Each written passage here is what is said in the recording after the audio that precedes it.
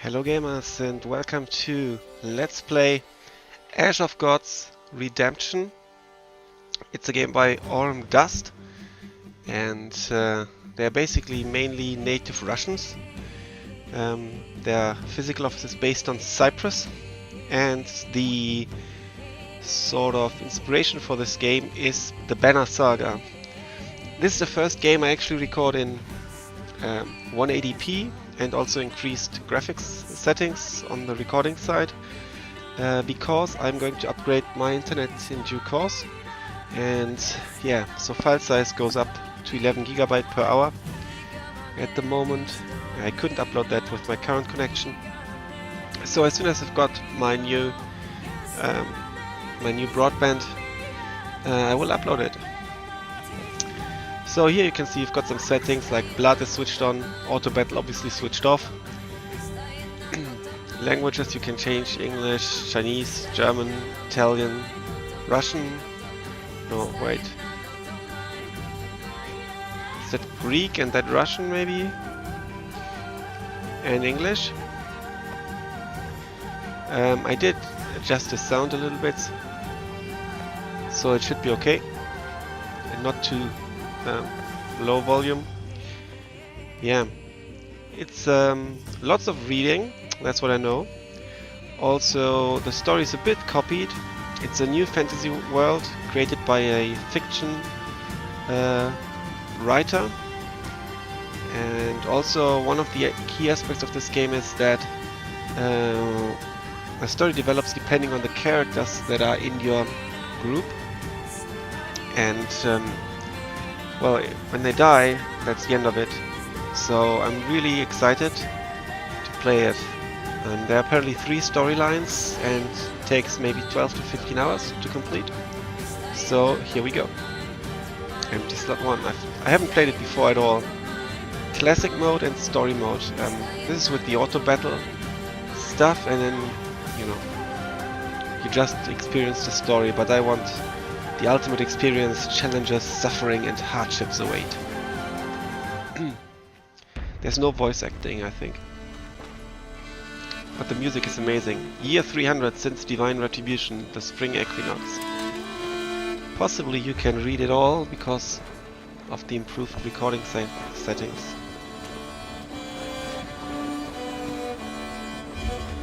I can maybe in the future further improve them. A bit, at least. Nice. Take some screenshots as well. Apologies for that. Nice.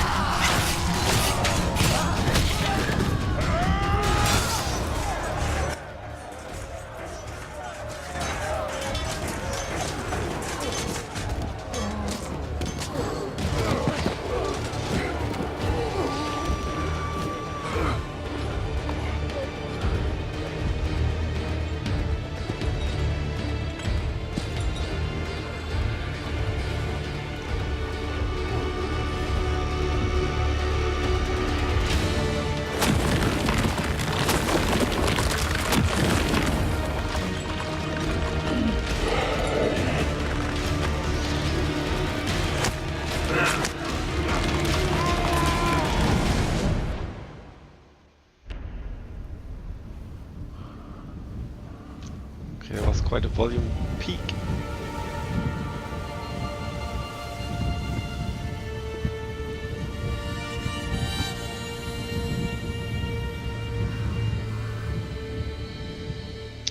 So at least we've got some ash already. So maybe that's an Unsolved mysteries are like an unquenched thirst, premonitions of trouble to spur you to keep going. Well, I did adjust the volume settings a bit because I was a bit too loud, I think.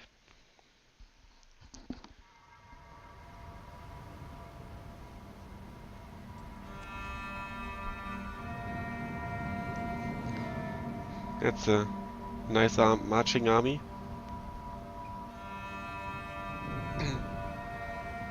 The game has just been released, so today is the 1st of April. It's been released a couple of days ago. 1002 years since divine retribution. The end of winter. The Vale of Mercy. Foothills of the Milky Mountains.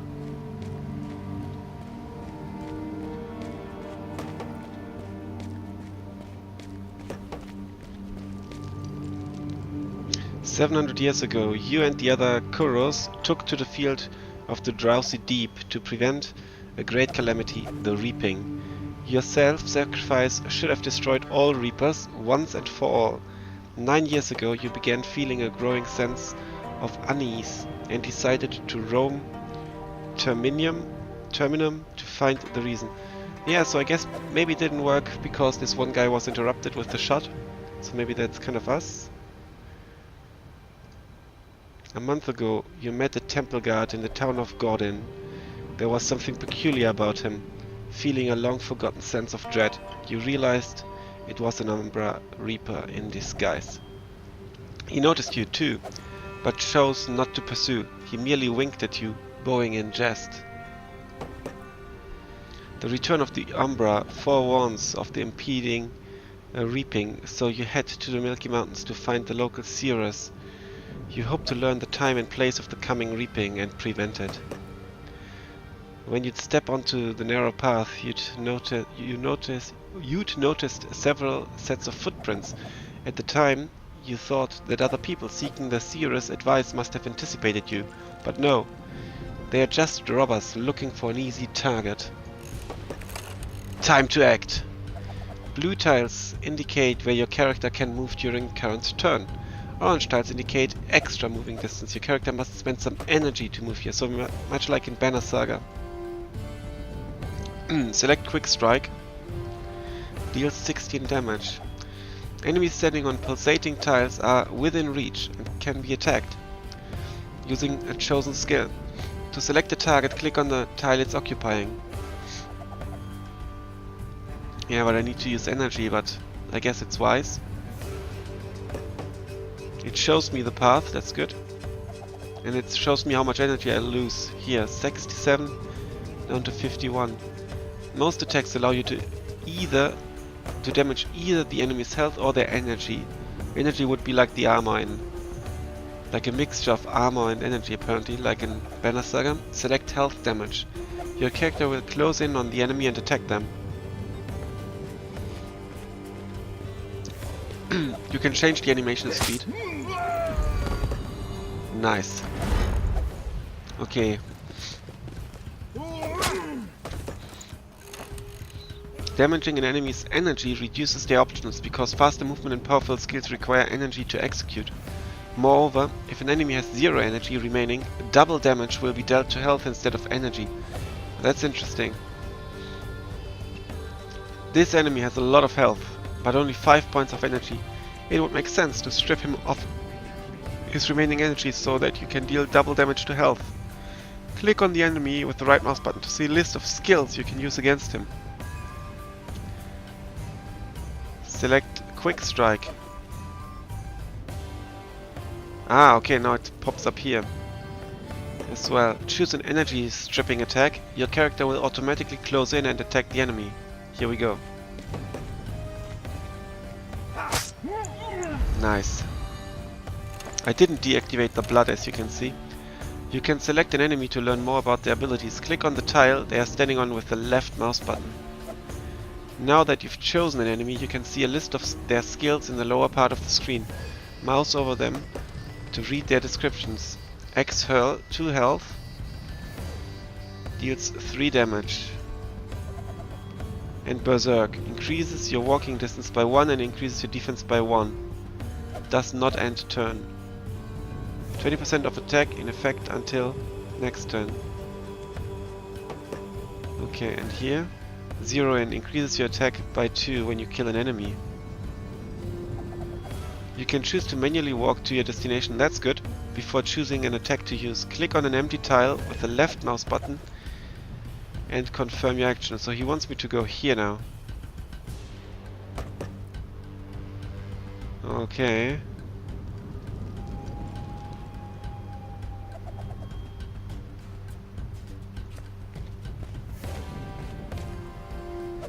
If you want to use a skill that doesn't require a target, right-click on the tile your active character is standing on. You'll see a golden circle under his feet.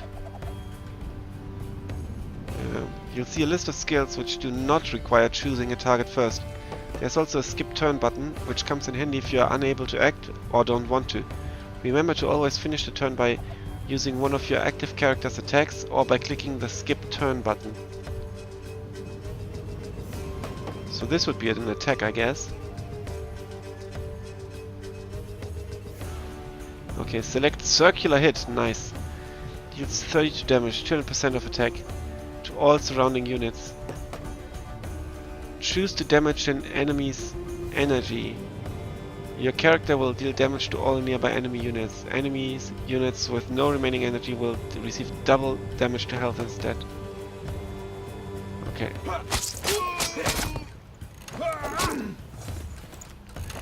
End the battle.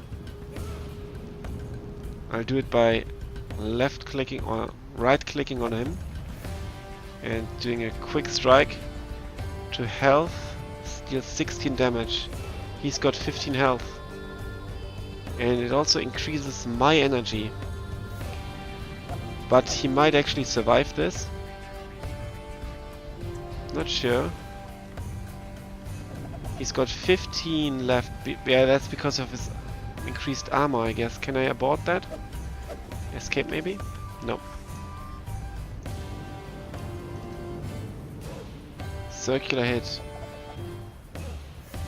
I would deal much more damage. So what I'm going to do is I'll walk here. Okay, he's got 31 health left actually. Now I'm going to do the circular hit. Oh, I can. There's a cooldown. Okay, so I'll just do a quick strike to energy because then I deal double damage to health, and that makes him go away. Okay, nice.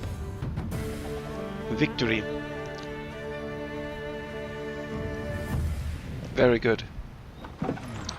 You're about to knock on the hut's door when it's suddenly flung open. A woman appears on the doorstep. Your heart leaps from your chest. She's the one you'd left behind when you went to fight in the battle for the Drowsy Deep. She's the one you loved. Emma. Or Amma. We are Hopper Rowley, with a book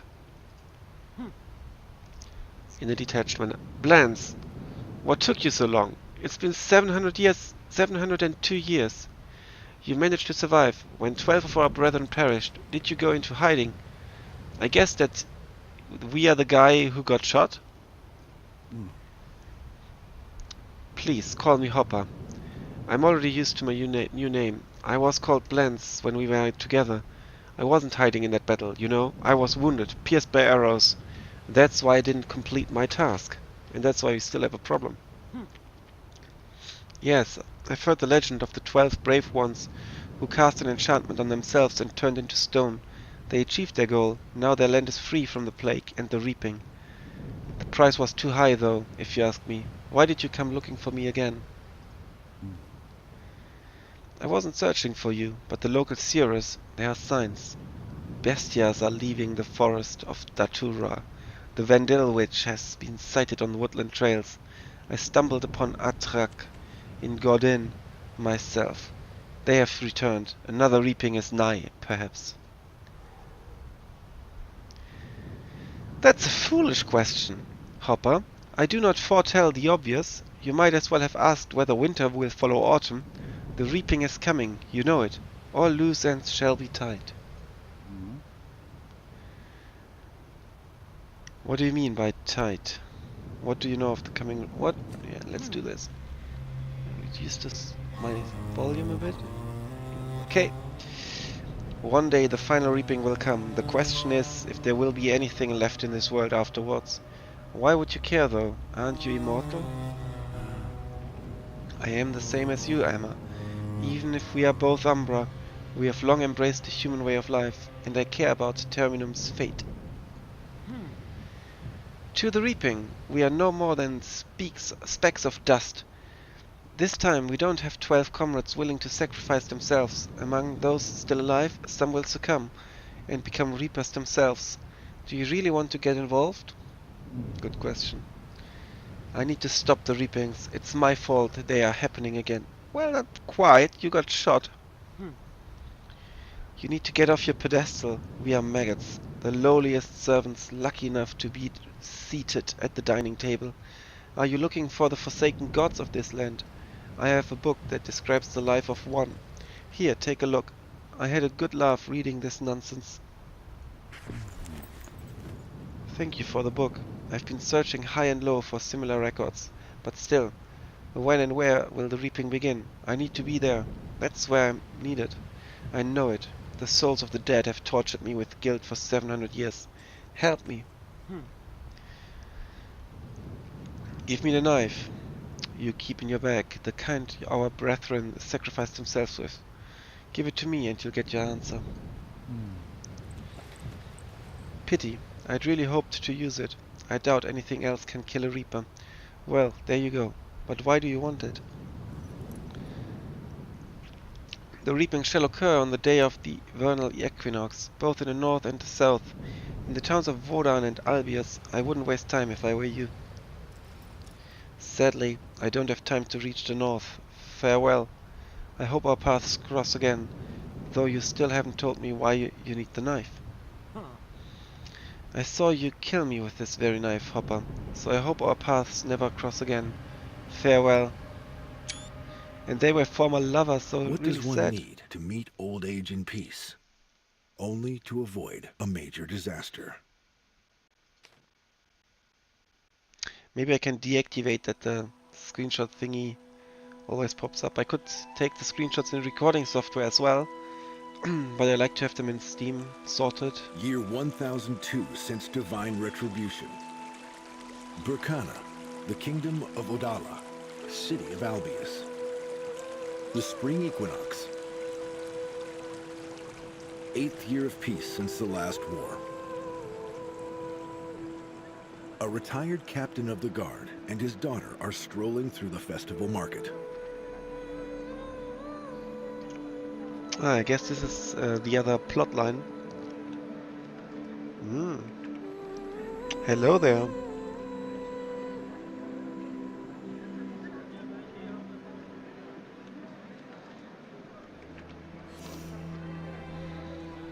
Gleda Brennan.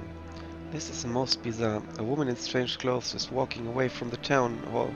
Her beauty should be turning heads, but I seem to be the only one noticing her. Gleda, are you daydreaming again? Thorn Brennan! You nudge your daughter as you see Baron Trouble, the burgomaster of the town, approach you. Good day, Thorn. How are you, Gleda? I take it there's a reason you have been coming the market since dawn, looking for a gift for Licky? Good day, Thorn. How are you, Gleda? I take it... Oh. Yes. Oh, did you not know we're just strolling? Are you choosing a sacrifice for the feast? Let's do this one. I don't know who Licky is. Maybe our girlfriend? Albius isn't the biggest town around. There aren't too many captains of the Royal Guard here, and even fewer captains' wives.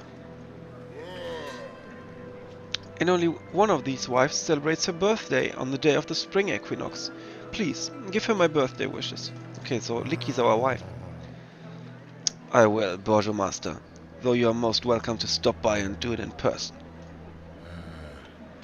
The Burgomaster is eager to carry on, but one of the citizens calls his name. Trouble nods to you and tends to his business. A stubborn old man. He seems resilient. I want to turn up the volume a little bit. I've heard he's a distant relative of the king himself. The distance of the relation may be the secret to his longevity. So basically that he's still alive. Well, we got carried away and are no closer to picking a gift for Licky. What are we going to give her? Will you give me a hint? What would your mother like? In the dialogue window, this icon means that your choice will have far-reaching consequences. Oh. Oh, this will have far-reaching consequences. We could give her jewelry, we could give her clothing. If only Macht came to visit. Who's Macht?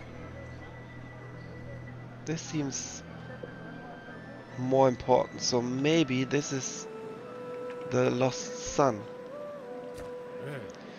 They say there's trouble on the borders, so your brother is really busy. Ah, he's the brother indeed. I hope, at least, he finds time to send his mother a letter. I hope so too. He would have known what to give her for her birthday. I'm sure you can manage on your own. So maybe I should have gone for jewelry. In times of need that might have been sold, or clothes, because it keeps you warm. Not sure.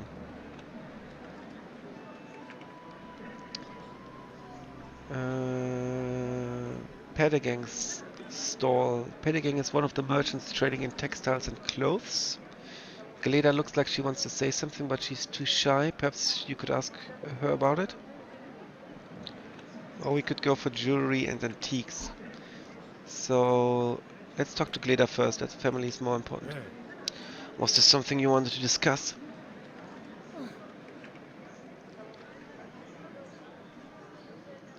I know what Mom really needs. Health for her aching heart. Is my echo started talking again, it's so annoying. Is there any way to improve her health? Magic? Divine intervention? I do not believe in magic. The gods, it seems, do not even help their own servants. Do you remember what their temple is called? The Temple of Divine Retribution. It would be silly to expect any help from them. I wish we knew why they had to exact this retribution on your mother. Oh.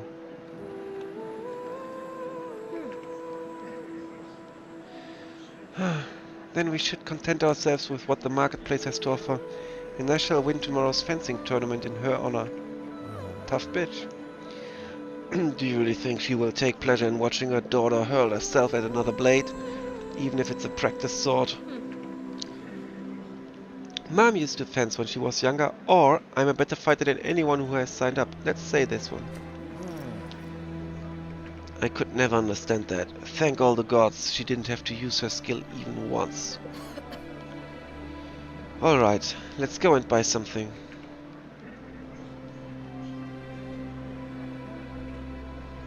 I think I'll go for the clothes. Money changer's wife. You make your way to the cloth merchant and find the stall practically blocked from view by the portly figure of the money changer's wife. She's a quarrelsome woman, and obviously unhappy about someone invading her space. Greet the woman politely or mock her. Let's greet her politely. We are the captain of the guard. The woman nods to you curtly, no longer showing frustration. She strides away toward the town gates and disappears among the merchants' stalls. Hey. Nice to see you, Captain. What have you done, my friend? You've just lost me a client. I swear I was this close to taking the fortress. You're right, stout as a fortress she is. Not every fortress is worth besieging. This fortress is too strong for you to take, or I could happily chat with you, but I need to buy a gift. Let's say she is a fortress. Large women buy larger lengths of fabric, my friend. And in this case, believe me, a single skirt could equal a day's scales. Now, Gleda's going to say something. You can't make a day's worth of sales with me. Or is there anything for a girl of smaller proportions? Let's say that. I think that sounds cute. For a girl like you, I have everything the heart desires. Fabrics that glow like a rainbow or spark like lightning. Ribbons of all shapes and colors. Shawls and handkerchiefs of pure silk and wool.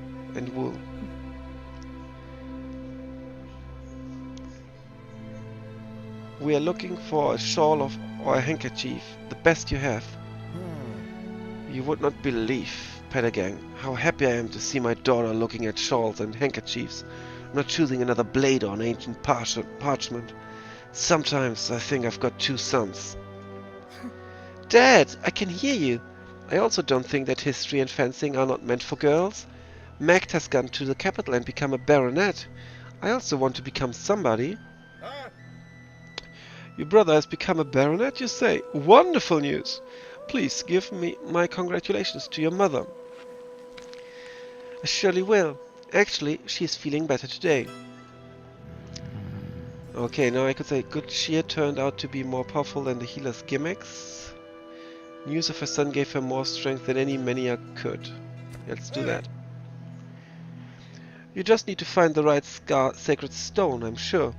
The gods left them to us for a reason. I've heard there's a mania in the Vandal forest. They call it the Water Mania.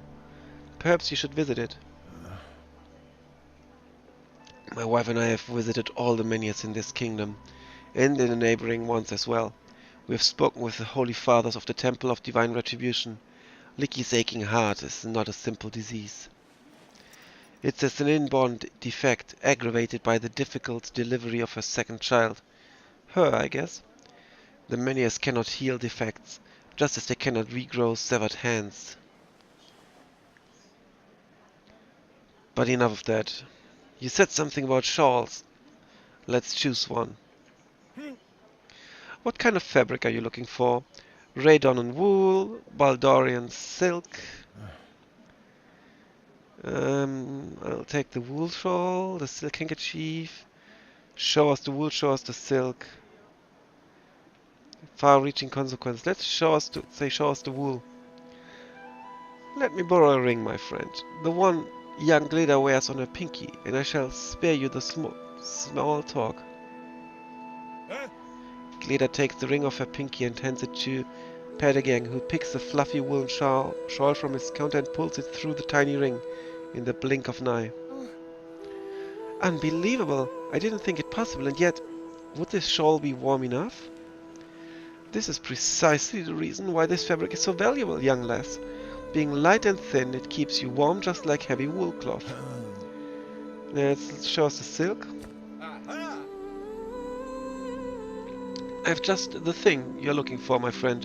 This is a handkerchief with a silver strand woven into it, the so-called thread of life. They say that it protects the wearer from evil magic, but you don't have to believe in magic to appreciate its beauty. Pedagang stretches a piece of white felt over the counter, reaches out into his basket and picks up a silk handkerchief shimmering with delicate ornaments. As it unfurls, it looks like a host of butterflies fluttering over a snowy field. Dad, look!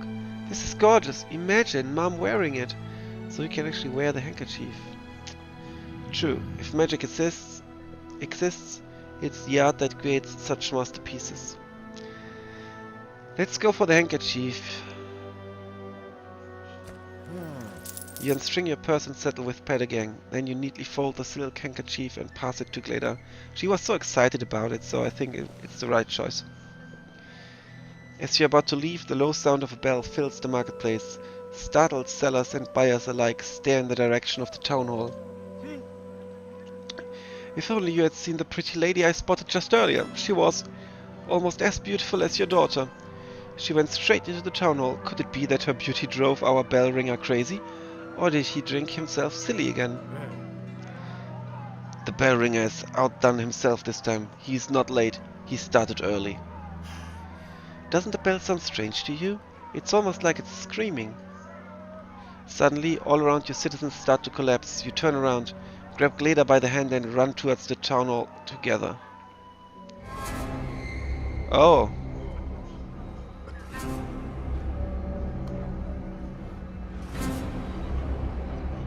That doesn't look too cool.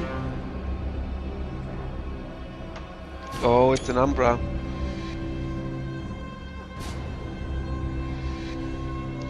You see Baron Trouble lying on the ground, dying. Blood gushes from his mouth, nose and ear and eyes.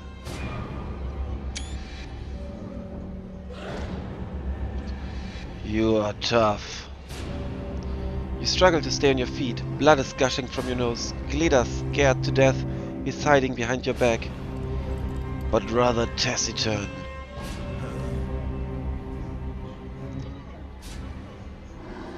What do you want? Nothing. The Burgomaster has made this decision on everyone's behalf. What kind of decision? The ritual one. A tribute to the memory. You use the last reserves of your energy to stay upright. Your heart is about to leap out of your chest. Your throat contracts. Dying already.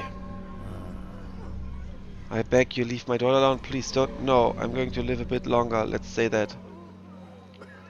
No, I'm going to live a bit longer. It seems the monster is grinning. It clenches its fist, and your heart clenches in your chest. A moment later, the unbearable pain lifts. Thorn Brennan has a minor injury, that sucks. The reaping is growing stronger. Towering over you, the monster examines you intently for a few seconds, then extends its arm and points at your pendant. The monster grabs your captain's insignia, clenching it in its fist. With a hissing sound, the strix in the pendant shrinks. Strix has lost 8 shit. The reaping will start with your family, Thorn Brennan. The monster vanishes into the air. You shake your head, trying to clear it. Oh, blessed gods! Did you hear what it said about our family? Quick, we've got to get home. So that sucks that I've lost Strix. And also it sucks that I've lost the amulet. And this is all while Echo is telling me train dates and times. For whatever reason.